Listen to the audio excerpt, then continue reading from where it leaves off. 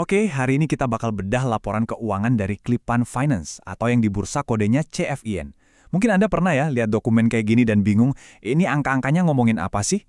Nah, kita akan coba bongkar cerita di balik semua angka di laporan 2025 mereka. Ya, buat kita sebagai investor, lihat neraca keuangan itu kadang-kadang bikin pusing.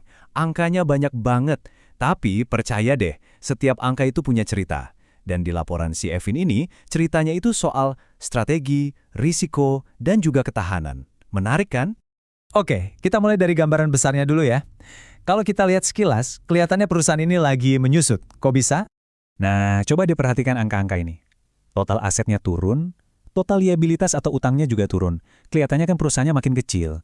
Tapi yang menarik, total ekuitasnya malah naik tipis, jadi perusahaannya memang jadi lebih ramping.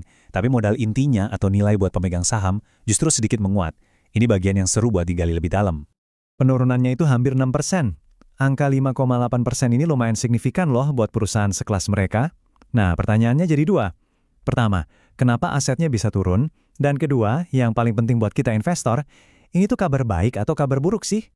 Oke, jadi kenapa bisa menyusut? Kelihatannya ini bukan kecelakaan, tapi memang strategi yang disengaja. Dan kuncinya ada di satu hal. Mereka lagi fokus bayar utang dan merampingkan operasi. Buktinya bisa kita lihat di sini. Aset tetap, kayak gedung atau peralatan gitu, nilainya turun. Aset hak guna dan sewa operasi juga sama. Ini sinyal kuat kalau perusahaan lagi diet istilahnya. Mereka mungkin menjual aset-aset yang kurang menghasilkan biar bisa lebih fokus. Dan inilah jawaban utamanya. Lihat angka ini, 617 miliar rupiah. Sebanyak itulah utang pinjaman yang mereka lunasi. Gede banget. Ini yang jadi penyebab utama kenapa neracanya menyusut. Dalam dunia keuangan, ini namanya deleveraging. Gampangnya, mereka lagi ngurangin utang biar kondisi keuangannya lebih sehat. Oke, jadi neracanya lebih ramping. Tapi pertanyaannya sekarang, apakah ini artinya lebih sehat? Belum tentu. Perusahaan yang lebih kecil nggak otomatis lebih bagus. Kita harus lihat dagingnya, yaitu kualitas bisnis inti mereka. Buat CFIN, itu artinya kualitas piutang pembiayaannya. Apakah pinjaman-pinjaman yang mereka kasih itu aman? Nah, ini bagian yang harus kita perhatikan baik-baik. Sambil mereka beres-beres utang, ada satu area yang justru menunjukkan sinyal waspada, yaitu resiko kredit dari pinjaman yang mereka berikan. Dan ini kelihatan jelas di angka cadangan kerugian mereka. Lihat deh, di satu sisi, pinjaman yang mereka kasih ke nasabah itu naik, artinya bisnisnya jalan. Tapi, lihat baris di bawahnya, cadangan kerugiannya juga ikut naik. Ini kayak lampu kuning, teman-teman. Artinya, walaupun bisnis pembiayaan mereka tumbuh, mereka juga sadar kalau risiko pinjaman macetnya juga ikut nambah. Kenaikannya itu 7,1%, cuma dalam setahun loh, jadi dana jaga-jaga buat kredit macet ini membengkak lumayan cepat. Ini jelas bukan angka yang bisa kita abaikan. Pertanyaannya, seberapa serius masalah ini?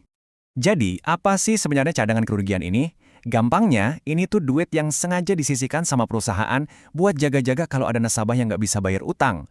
Semacam dana darurat buat kredit macet. Nah, kalau angkanya makin besar, itu artinya manajemen sendiri udah ngantisipasi bakal makin banyak pinjaman yang bermasalah ke depannya. Dan ternyata bukan cuma kita yang sadar loh, ini yang paling penting. Auditor independen mereka, ini pihak luar yang netral ya, sampai menjadikan kerugian kredit ekspektasian ini sebagai hal audit utama. Artinya, ini adalah salah satu risiko paling gede dan paling penting yang mereka temukan pas periksa buku perusahaan. Jadi, ini konfirmasi serius kalau risiko kredit di CFFN ini memang lagi jadi sorotan.